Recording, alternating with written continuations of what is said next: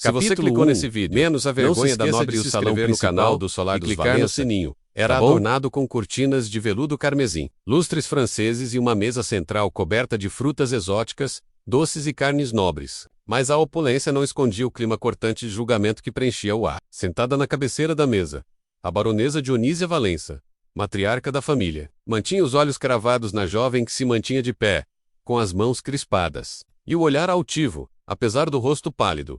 Seu nome era Beatriz de Valença. Tinha 24 anos, cabelos escuros como ébano, presos num coque austero, e olhos de um verde frio, herança do sangue europeu. Seus traços finos eram considerados belos por muitos, mas seu temperamento orgulhoso e sua língua ferina haviam feito com que mais de um pretendente desistisse do enlace. Beatriz era conhecida por sua inteligência cortante, sua opinião formada sobre tudo e, sobretudo, por sua recusa em aceitar os papéis submissos que a sociedade esperava de uma dama. Agora, sua família havia decidido. Não mais iriam tolerar sua rebeldia. Os sussurros da sociedade, os olhares atravessados das outras damas da corte, os risos abafados dos serviçais, tudo aquilo recaía como uma mancha sobre o nome Valença. Beatriz, segundo a baronesa Tornare-se um escândalo ambulante, você nos envergonhou diante de todos. Recusar o coronel Andrade, rejeitar o Dr. Meireles, ridicularizar o conselheiro Lobo diante de toda a sala de música.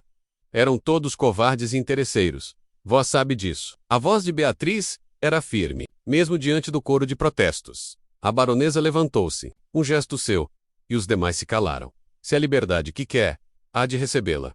Não como nobre, não sob este teto. A partir de hoje, estará sob a tutela de João. O salão silenciou. Alguns ofegaram, outros se entreolharam com olhos arregalados. João era um homem de origem africana, alto, de ombros largos e pele escura como o cedro, silencioso, forte e sempre presente nos cantos das propriedades da família Valença. Um escravo de confiança, usado para tarefas que exigiam habilidade e discrição. Seu olhar era penetrante, mas nunca ousado, e não se ouvia dele uma palavra desnecessária. Beatriz arregalou os olhos. Isso é uma afronta? Não, é uma lição. Viverá com ele na senzala dos fundos da fazenda de cana, longe das festas, longe das visitas, longe de tudo que ofendeste com tua presença. Vais comer o que ele comer, vestir o que ele te dá. E quando aprender o que é humildade, talvez possamos conversar sobre teu retorno. A carruagem não esperou a noite cair. Beatriz foi enviada ainda naquela tarde, escoltada apenas por um cocheiro, e duas criadas, que assim que chegaram ao destino, voltaram sem olhar para trás. A senzala onde ela deveria viver não era uma daquelas coletivas. Era um antigo galpão reformado, com duas divisões. Um espaço com forno, mesa e utensílios rússeos, e outro com 2 catres e uma lamparina. O chão era de terra batida, as janelas pequenas, sem vidro. E lá estava ele, João, de camisa de linho grosseira, calças arregaçadas e pés descalços. Observou apenas por um segundo, sem expressão. Antes de voltar ao que fazia, quebrava pedaços de lenha com um machado. Beatriz ficou parada, a poeira do chão manchando a barra de seu vestido de viagem. O cheiro de fumaça suer e mato seco, impregnando tudo. Seu corpo estremeceu, mas não por medo, por raiva, por humilhação. Como ousavam colocá-la ali, ao lado de um escravo, como se fosse igual a ele. Não trocou palavras com João. Não lhe dirigiu o olhar novamente. Entrou, bateu a porta, sentou-se no catre mais afastado, e prometeu a si mesma que aquilo não duraria, que encontraria uma maneira de escapar, de vingar-se, de provar que todos estavam errados. Mas, naquele primeiro entardecer, quando o sol tingiu o céu de laranja, e os sons da fazenda adormeceram sob a cantoria de grilos e rãs, Beatriz percebeu o quanto estava sozinha. E João, do lado de fora, continuava a cortar lenha, como se ela não estivesse ali. Os primeiros dias na senzala foram como uma punhalada lenta no orgulho de Beatriz. O sol nascia antes que ela pudesse sequer abrir os olhos, e já ouvia os passos firmes de João no pátio, suas ferramentas ecoando na madeira, na terra, no metal. Não havia sinos dourados anunciando o desjejum, nem serviçais a trajar librés. Havia apenas o cheiro acre da fumaça do fogão a lenha e a silhueta silenciosa de um homem que não a olhava. Beatriz recusava a comida que ele deixava sobre a mesa. Quando ele saía, ela jogava fora o mingau de milho, ou escondia o cuscuz em chopos. Dormia com os punhos fechados e os olhos abertos, como se seu orgulho a mantivesse acordada. Em vigília contra a humilhação, quando João lhe oferecia um balde de água para o banho, ela virava o rosto. Quando ele apontava o caminho até o canavial onde deveria recolher lenha leve, ela ria com desprezo. Um dia, chegou a cuspir próximo às suas botas, dizendo: "Você é um escravo. Não me dará ordens." Ele não respondeu, apenas virou-se e voltou ao trabalho. A indiferença dele a enfurecia. Era como se sua rebeldia batesse em um muro de pedra. Nenhuma palavra, nenhum gesto, nenhuma bronca. Nada. E ainda assim, ele fazia tudo com uma dignidade silenciosa que a confundia. Beatriz tentou fugir 2 vezes. Na primeira, esperou que ele saísse e se embrenhou no mato alto, mas caiu num buraco e torceu o tornozelo. João a encontrou ao anoitecer, suja, tremendo de dor, e a carregou nos braços de volta. Não disse nada, apenas lavou seu ferimento e amarrou um pano limpo com firmeza. Na segunda, tentou pegar uma das carroças que levavam cana para o engenho, mas os capatazes riram e a empurraram de volta. A sinhazinha virou bicho do moto. Zombaram. Ela voltou, a senzala coberta de lodo, as vestes rasgadas, a raiva fervendo no peito. Naquela noite, não jantou, encolheu-se no catre e chorou em silêncio. Dias depois, foi obrigada a dormir mais próxima ao outro catre. Chovia e o teto de palha pingava incessantemente sobre sua cama. João apontou o canto seco. Ela não quis, mas o frio venceu. Deitou-se de costas para ele, os corpos separados por 1 metro de distância. Mas o orgulho dela, ainda maior que qualquer aproximação, mantinha suas costas rígidas. Ainda não havia ternura, apenas confrontos silenciosos. E João, noite após noite, mantinha seu posto de silêncio, como se sua presença fosse apenas um espelho que Beatriz se recusava a encarar. Beatriz acordou com febre. Seus lábios estavam rachados, a pele pálida contrastava com os olhos encovados, e o corpo inteiro doída, como se tivesse sido espremido por um peso invisível. Tentou levantar-se do catre, mas as pernas fraquejaram. Caiu sentada, ofegante. João entrou pouco depois, trazendo um feixe de ervas e um pano umedecido. Não lhe perguntou nada. Apenas se ajoelhou diante dela, tocou sua testa com as costas da mão, e silenciosamente começou a preparar um té de raiz amassada. Beatriz quis protestar, quis empurrar aquele gesto, mas o calor da infusão em suas mãos trêmulas e o olhar calmo do homem a imobilizaram. Durante 2 dias ele cuidou dela, mudava os panos frios, soprava o caldo quente até esfriar, e de vez em quando, sentava-se próximo, em silêncio. Nunca um toque desnecessário, nunca um olhar invasivo, apenas presença. Foi nesse silêncio que algo começou a mudar. Certa noite, Beatriz despertou e viu João dormindo sentado, encostado à parede, com a cabeça tombada e os pés ainda descalços. Ele havia-lhe cedido o cobertor de palha que sempre usava. Cobria-lhe até o pescoço. Ela puxou o tecido para si com um gesto tímido, e depois o observou por minutos, tentando compreender aquele gesto. Quem era aquele homem que, sendo tido como inferior, tratava menos-a com mais dignidade que os nobres da corte? Nos dias seguintes, já restabelecida, Beatriz passou a observar João com outros olhos. Começou a ver a firmeza com que ele cortava madeira, a habilidade com que limpava peixes, a paciência ao tramar redes de cipó para as outras senzalas. Ele trabalhava com a mesma precisão com que os aristocratas seguravam uma taça de cristal. Certa tarde, ela o viu dividir seu último pedaço de mandioca com um cão magricela que rondava os fundos da casa. Era um gesto pequeno, mas a atingiu como um murro. Um homem que não tinha nada ainda assim dava. Beatriz lentamente começou a ajudar. Primeiro varreu um canto da senzala, depois limpou o fogão a lenha. Certo dia, preparou o mingau e deixou sobre a mesa, sem uma palavra. João, ao ver, apenas assentiu com a cabeça, sem sorrisos nem exclamações. Quando ela se cortou acidentalmente ao tentar abrir uma palmeira, foi ele quem lavou seu ferimento. Envolveu a mão num pano limpo e segurou seus dedos com delicadeza. Por um segundo, seus olhos se cruzaram. Não houve palavras, mas também não houve recusa. Beatriz dormia melhor agora, e certa noite, ao sentir a brisa fria do sertão entrar pelas janelas sem vidro, acordou coberta mais uma vez com o tecido simples que João lhe deixava sem que ela percebesse. Ela não compreendia o que sentia. Era gratidão? Era alívio? Era vergonha, por nunca ter conhecido antes um homem que não exigia nada para dar tudo. Quando uma chuva forte caiu e inundou parte da senzala, João passou horas cavando valas para escoar a água. Ela quis ajudar. Ele a olhou com um leve movimento de cabeça, e pela primeira vez, trabalharam lado a lado. Ela com as saias erguidas, ele com os pés mergulhados no barro. Nenhuma palavra, mas um pacto silencioso se firmava. Naquela noite, ela não se afastou dele no catre. Sentou-se ao seu lado, os pés ainda sujos de terra, e permaneceu lá, em silêncio. João continuou costurando um saco de estopa, como se não notasse. Mas notava. Ela também. Beatriz acordou com febre. Seus lábios estavam rachados. A pele pálida contrastava com os olhos encovados. E o corpo inteiro doída como se tivesse sido espremido por um peso invisível. Tentou levantar-se do catre, mas as pernas, fraquearam. Caiu, sentada, ofegante. João entrou pouco depois, trazendo um feixe de ervas e um pano umedecido. Não lhe perguntou nada, apenas se ajoelhou diante dela, tocou sua testa com as costas da mão e, silenciosamente, começou a preparar um té de raiz amassada. Beatriz quis protestar, quis empurrar aquele gesto, mas o calor da infusão em suas mãos trêmulas e o olhar calmo do homem a imobilizaram. Durante 2 dias ele cuidou dela, mudava os panos frios, soprava o caldo quente até esfriar. E, de vez em quando, sentava-se próximo, em silêncio. Nunca um toque desnecessário, nunca um olhar invasivo, apenas presença. Foi nesse silêncio que algo começou a mudar.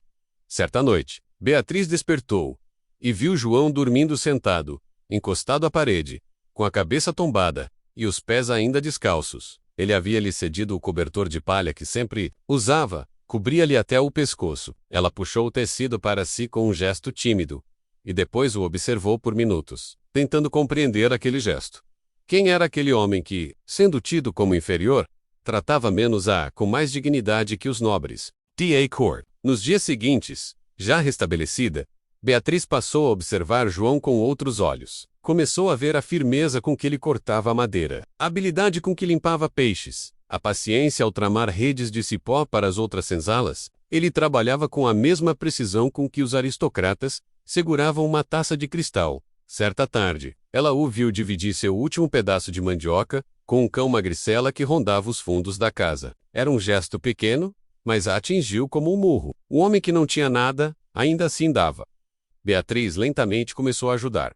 Primeiro varreu um canto da senzala. Depois, limpou o fogão a lenha. Certo dia, preparou o mingau e deixou sobre a mesa, sem uma palavra. João, ao ver, apenas assentiu com a cabeça, sem sorrisos nem exclamações. Quando ela se cortou acidentalmente ao tentar abrir uma palmeira, foi ele quem lavou seu ferimento, envolveu a mão num pano limpo e segurou seus dedos com delicadeza. Por um segundo, seus olhos se cruzaram. Não houve palavras, mas também não houve recusa. Beatriz dormia melhor agora, e certa noite, ao sentir a brisa fria do sertão entrar pela janela sem vidro, acordou coberta mais uma vez com o tecido simples que João lhe deixava sem que ela percebesse. Ela não compreendia o que sentia. Era gratidão, era alívio, era vergonha por nunca ter conhecido antes um homem que não exigia nada para dar tudo. Quando uma chuva forte caiu e inundou parte da senzala, João passou horas cavando valas para escoar a água. Ela quis ajudar. Ele a olhou com um leve movimento de cabeça, e pela primeira vez, trabalharam lado a lado. Ela com as saias erguidas, ele com os pés mergulhados no barro. Nenhuma palavra, mas um pacto silencioso se firmava.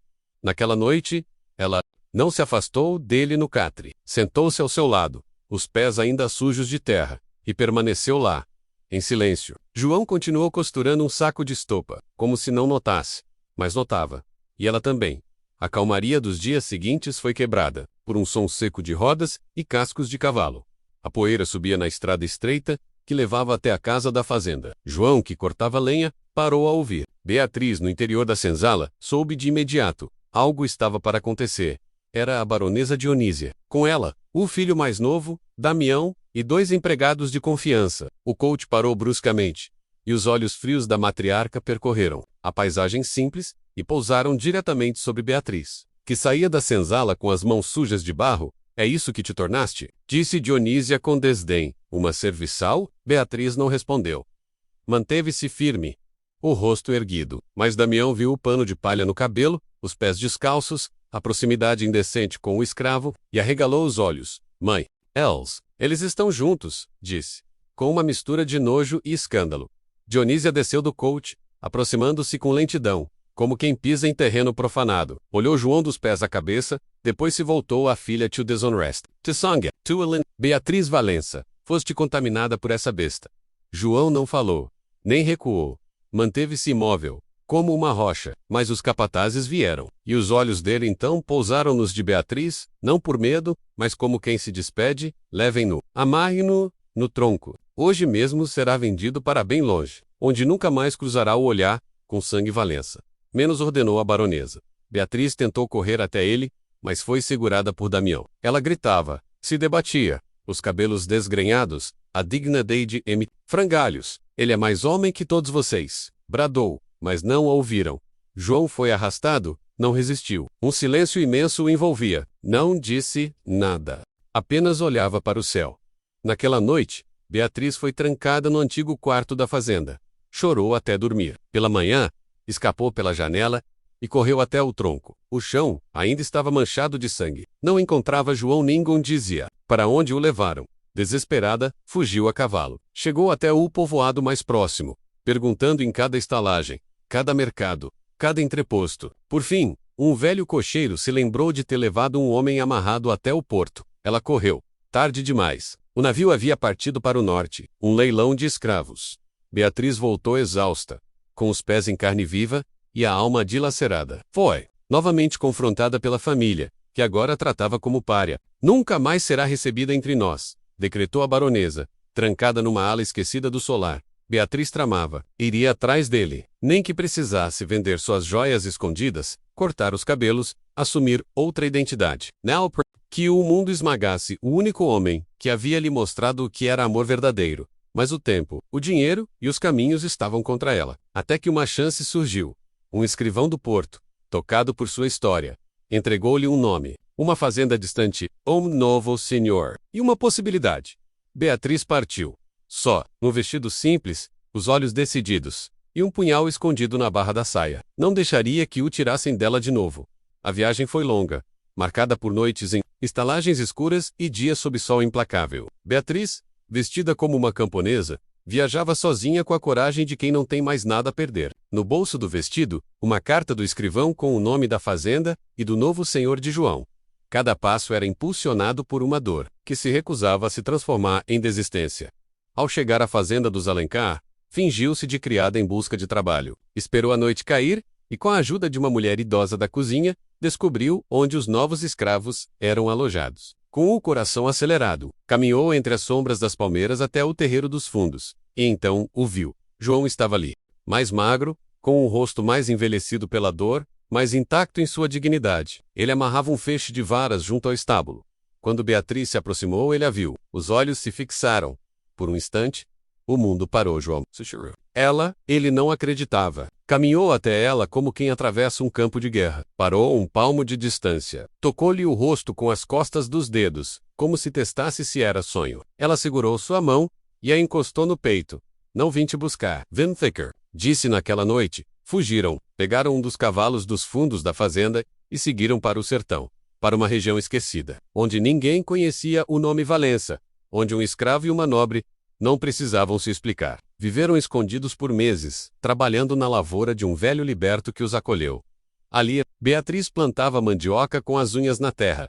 João esculpia bancos e vendia na feira local. Viviam com o pouco que tinham, mas com algo que nunca haviam sentido antes: liberdade. À noite, dançavam ao som da fogueira. Faziam amor como quem se cura, mas a paz não duraria. Um dia, o filho da baronesa, Damião, chegou ao vilarejo com 2 capangas. Descobrira o paradeiro deles. Havia recompensa. Beatriz, ao ver o grupo se aproximando da lavoura, correu até João. Não havia tempo para fugir. Ele a empurrou para os fundos da cabana. Não, João, sei, nos separarmos, eles te matam. E se ficarmos juntos, matam você. Eu não deixarei que toquem em ti. Ela tentou impedi-lo, mas ele saiu. Enfrentou os homens com as mãos erguidas. Disse que estava sozinho. Damil sorriu, mandou que o prendessem. João foi espancado diante do povoado. Beatriz, escondida, assistia. Tudo quando Damião se afastou para buscar reforços, ela foi até o corpo caído do homem que amava. Ele ainda respirava, mas mal, chorando, beijou-lhe o rosto, fez um curativo com as próprias vestes, carregou-o até a casa de um curandeiro local. Durante dias, ficou ao seu lado. Ele lutava contra a morte com a mesma força com que havia vivido. E sobreviveu. Quando recuperado, decidiram partir para mais longe. Venderam tudo, compraram uma canoa e seguiram pelo rio até uma região remota, de quilombolas. Lá, foram acolhidos. Casaram-se em cerimônia simples, com colares de contas e pés descalços. Anos depois, um viajante passou pelo quilombo e contou que nas cidades grandes falavam de uma nobre que havia enlouquecido por amor, que abandonara tudo para viver com um escravo. Rhyme dela, mas ele vira, com os próprios olhos, aquela mulher cultivar flores e sorrir com os olhos brilhando. Ao terminar de contar, apontou para uma mulher que colhia batatas sob o sol. Ela tinha os cabelos entrelaçados com fitas simples e usava um vestido. Tia. Ao lado dela, um homem de pele escura e olhar profundo a ajudava em silêncio. Quando riam juntos, não havia dor ali, apenas eternidade. Porque onde o mundo zombava, eles floresciam. E assim termina esta história. Não com aplausos, mas com raízes profundas fincadas no coração da terra, menos onde o amor é semente, que nem o ódio consegue sufocar.